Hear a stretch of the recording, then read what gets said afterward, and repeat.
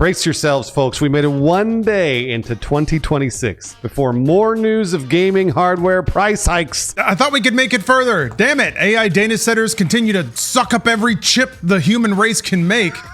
But hey, look at the bright side. Now the worst human beings you've ever met in your life can use AI to alter your photos on X without permission. Other stories this week are less depressing, at least. DRM-free PC games store Good Old Games has a new owner, and the developers at Nintendo discussed some of Metroid Prime 4's more dated aspects, like its empty open world. Yeah, that game is a portal to the past, in ways both good and bad. And finally, Lionsgate may be developing AAA versions of its film properties, like John Wick and Saw, which should be a nostalgic thrill for old-timers like us that remember when movie games used to be a thing. And they were always bad, and that's why we loved them. Speaking of nostalgic old heads and vengeance tales, let's get the news started by throwing to our newsroom's very own John Thick, Brian Carr. I'm a girthy lad, so thank you. But yeah, let's talk about GPU prices to start off with. PC gamers, you might want to brace yourselves for another rough year. That rumored $5,000 RTX 5090 price tag might not be a distant problem after all. So there's a recent report out of South Korea that claimed Nvidia plans to steadily raise RTX 5090 prices through 2026, potentially pushing the GPU from its essentially $2,000 launch price to as much as $5,000. The driver of all this, according to sources cited by Newsys, is the ongoing AI boom, which has sent memory costs soaring and left GPUs squeezed by data center demand. So now real-world pricing appears to be backing that up. Over the past day, Nvidia and its partners have already begun hiking prices at major retailers. I am shocked that it's happening right now. Yet Newegg, the RTX 5090 Founders Edition, briefly appeared at $3,499 and has since jumped again to $3,695, and that is nearly double its original sales price. And when COVID hit and PS5 started scalping, I was really worried to see what enthusiasts were willing and capable of paying. And now I'm worried that Nvidia is starting to figure that out too. Yeah. It gets worse, believe it or not. RTX 5090 cards priced at around $2,000 are basically gone. Yeah, you can't find those anywhere. The available models now routinely sit above $3,000, with many custom cards priced between $4,500 and $4,800. Some high-end variants are already brushing up against the rumored $5,000 ceiling. This doesn't make any... How in the world did the... Whatever. Availability is bad. The Founders Edition isn't listed on NVIDIA's own store right now. Though NVIDIA, again, one of the largest companies in the fucking world, is a $1 trillion company, says that's due to limited on and off availability rather than discontinuation. Yeah, and a lot of Newegg listings appear to be shipping from China, which suggests that local stock has dried up. Best Buy currently lists the card as out of stock. Walmart has it for $3,149, and Micro Center appears to be one of the few places still offering MSRP cards, but I believe that's just for in-store availability, or if you want to get it in store. God, who knows what zip code you'll have to go to for that, but it might actually work out. If you can get one for MSRP, it might be cheaper to book a flight, spend a night in a hotel, and fly back. Good lord. Depends where, but yeah. The broader picture here lines up with the original rumor. Memory now reportedly accounts for more than 80% of GPU manufacturing costs. And both Nvidia and AMD are expected to keep raising prices across their lineups, because we're all competing with the biggest companies in the world that are throwing loads of money at contractors to build data centers as fast as they possibly can. And without getting too much into the economy and all that other garbage that sucks, there's the Ouroboros of the $1 trillion investments into AI that's just going around through OpenAI and Oracle and Nvidia, and it's the worst. And all those prices are going up, and now all of us as consumers are paying for it. And that is them probably trying to justify the bubble. I think that's what's happening right now. Now, I'm not saying that they're going to make up for all the money lost or whatever on a few NVIDIA cards sold, but this is not good for anybody. And this is like the harbinger of something much, much worse down the line. Yeah, at what point does the bubble become too big to pop? Which I think a lot of people probably think we're already past that, given how fiercely they reinforce the investment cycle. So yeah, it's just going to tie up more and more hardware because it's a game that people have to keep playing. It's like you have to run away. Your tail's on fire and you're trying to run away from it is almost what it feels like.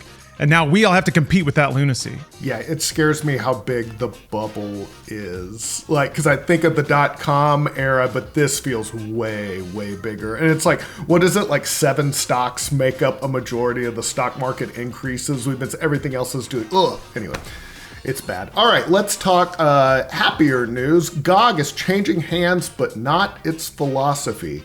The DRM-free PC storefront announced that Michael Kaczynski, co-founder of CD Projekt Red and one of GOG's original founders, has acquired the platform from CD Projekt Red. In a message to the community, the GOG team framed the move as a return to the store's roots rather than like a shift in direction. So Kaczynski described GOG as standing for freedom, independence, and genuine control, echoing the platform's original 2007 mission: sell games that players truly own without mandatory clients or DRM.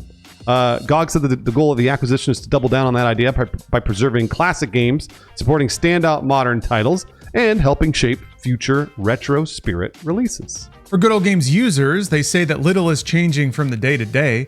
DRM-free downloads remain central, offline installers are staying, GOG Galaxy will continue to be optional, and user data remains with GOG. The company also confirmed it will maintain its relationship with CD Projekt Red, with its new games continuing to launch on the platform. So, I always thought it was a bit weird that Good Old Games was under CD Projekt. I think CD Projekt as an entity grew so much larger and Good Old Games kind of stayed where it was, but it didn't make a lot of business sense for that business unit to be operating Good Old Games. So this seems great. This seems like it's going to the right owner who wants to steward it in the right way. And here's some fun lore. The company is called CD Projekt because the founders started the company by selling copies of games out of the trunks of their car, just selling CDs and stuff.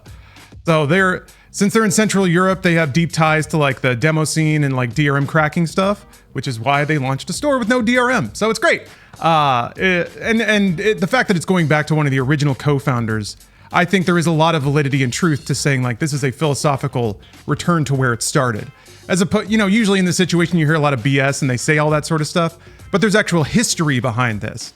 So I think this is a great home for it, and please shop at Good Old Games if you can. That's my personal vouch. All right, let's talk about Metroid Prime 4 and its much-hated open world. Nintendo says now that its new tastes around open world games had shifted by the time Metroid Prime 4 Beyond finally shipped, but changing course again just was not possible. In a recent Famitsu interview, Nintendo explained the game's much criticized open world desert hub was part of its original design compromise, dating back to the project's earliest days. Inspired by Breath of the Wild, the team initially saw strong demand for an open world Metroid. Okay, I see that, yeah. But they ran into a problem. Metroid's core loop of unlocking abilities to access new areas doesn't necessarily mesh well with that Zelda-style complete open freedom right from the start. So the solution that they came up with was a limited open hub that players could freely explore, using it to connect to more traditional Metroid-style zones. Yeah, and by the time development dragged on long enough for attitudes towards open world games to cool, it was basically too late to rethink it. The project, y'all probably remember this, it had already been rebooted once after Nintendo scrapped Bandai Namco's version in 2019. Then they restarted development at Retro Studios, and another reset was, quote, out of the question. That completely makes sense. So Nintendo also said it intentionally ignored broader trends toward faster-paced action games, believing they would clash with Metroid's adventure-focused tempo. The result, Nintendo admitted, is a game that's, quote, pretty much divorced from the changing of times. Pretty practical evaluation of the game. Just as a side note, I love it when Nintendo does interviews because they're always so logical and factual, and kind of a Japanese developer thing too, but they just lay it all out dispassionately. They don't necessarily feel the need to argue or defend, I think, things, and they just kind of put it out there. So I appreciate that. And under that lens, if this game had come out in 2018 or 2019, I think people would have still said this is a bit old, but it would have been a Switch 1 game fully. I think people would have cut it a little more slack. But here at the end of 25, it's a blast from the past. Yeah, I also feel like that's probably a sign of a healthy company if you can just be that open and like, yeah, we screwed up. Here's what, we'll try to do better. Yeah. All right, and Lionsgate is teasing a bigger push into video games, potentially with AAA titles based on John Wick and Saw. Oh, just what we always wanted. During a recent earnings call, Lionsgate Motion Picture Group chairman Adam Fogelson told investors the studio is seeing, quote, increased interest and increased opportunity to license its franchises for high-end game projects. I'm really curious where they saw this increased interest. Me too. Yeah. I'm going to guess it's just through Steam. Yeah, but we'll see. He said Lionsgate is considering a mix of low-risk licensing deals. I don't know that those exist in gaming. Anyway, low-risk licensing deals and cases where it may take a more active investment role depending on the project. Yeah, Fogelson specifically mentioned AAA game opportunities tied to John Wick and Saw, like we said, and other franchises yet to be announced, adding that these projects, quote, remain on schedule, but no details are shared on developers, release windows, or whether the properties would get standalone games. John Wick has appeared in games before, including John Wick Hex and a VR title, but has never had a dedicated AAA release. This feels to me like, remember when the public baited Sony into releasing Morbius again? That's what it feels like. It feels like we're like, everyone's telling Lionsgate, hey, yeah, make those games, we'll buy them. And they come out and they're going to be terrible and everyone's going to be laughing at them. Like, no, make another one, we promise, we'll buy it. Just know that someone at Lionsgate Googled how much Dead by Daylight made, and then they printed it off, they ran into another room. Why don't we do this? Which, yeah, why don't they do that? But also, we'll see how this goes. We'll see. They did make Saw games, by the way. I don't know if you guys remember the Xbox 360 Saw and Saw 2. There was a mini game where you have to dig your arm around in a toilet bowl full of syringes. And then after a while, you do it like 15 times. So you're running, you see a toilet down a hallway, you're like, well, here we go, zoop, and then you got to dig around in there. So maybe we'll get another Saw game like that. Can I admit, I've never seen Saw. I'm a big chicken when it comes to horror movies, and I just don't want to watch it. I'm such a scaredy cat about that. I'm like, no, thank you. Nope. My mom used to say, real life is scary enough, and she's totally right. All right, let's do a 5-second review. All right. In keeping with my tradition of reviewing only the newest and most cutting-edge games, I have started playing, and I don't know why, EVE Online.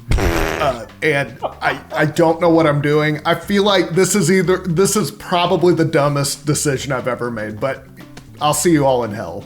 Here we go. You're going to play it for 10 years. Have you started making spreadsheets yet? That's right.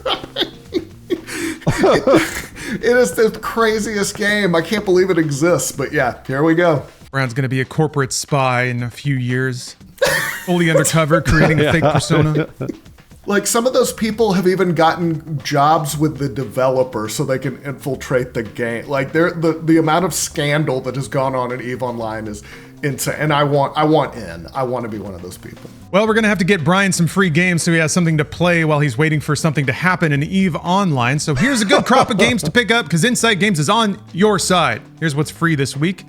Amazon actually has a really good crop of games right now. Fallout 1 and 2, the originals. Dreamscaper, Living Legends, The Crystal Tier, that's a find the item game. And Deus Ex Mankind Divided, so good games there. Epic is giving away Wildgate, that's a PvPvE game. And Total War, Three Kingdoms, which is a new grand strategy game taking place during the Warring States era in China. And we have a couple new newbies from Xbox Game Pass and PlayStation Plus. Bruce, do you want to take those just so I don't read the whole thing? Of course. Xbox Game Pass has Close to the Sun and Hell Let Loose, which is pretty good. That's available now with more to come throughout January. And when we get closer to those dates, we will put those in Inside Games episodes when those games actually hit Game Pass. Yeah, Grand Theft Auto 5 is actually leaving Game Pass for cloud and console on January 5th. So you've got a handful of days to play through it if you haven't yet. Let's see here. You'll also be able to grab 3 games through all tiers of PlayStation Plus starting on January 6th. That's Need for Speed Unbound, Disney Epic Mickey Rebrushed, and Core Keeper. And just FYI, you have until January 5th to add December's PlayStation Plus games to your library, or you'll lose the ability to do so. Let's move on to the upcoming games for this week. First of all, Spear, a fast-paced action platformer where an NPC wields a makeshift spear to fight glitches, solve puzzles, and save his own game. Comes to Xbox Series X and S on January 9th. And Pathologic 3. This is a psychological horror game. You're a doctor with only 12 days to save a town from a mysterious plague. Make ruthless decisions and diagnose with precision. Shape the town's future and rewrite the past. Hold yourself together while it all falls apart. Comes to PC January 9th. Man, it sounds stressful. Hey, thank you very much for watching Inside Games Roundup. We really appreciate you choosing to spend this time with us and gab about games. Some folks did even more than just spend time with us, so we're extra appreciative to them. So much so that we'd like to shout them out for supporting us through Patreon. So thank you very much, CZS93, Justin Wendlandt, Worst Donut, Kyle Heaton, and Brian Cosner for kicking us some dollars and keeping our internet bravery all topped up. We're going to have to be extra brave to get through 2026. But we look forward to sharing that journey with you. So thank you very much, and we'll see you next time on Inside Games.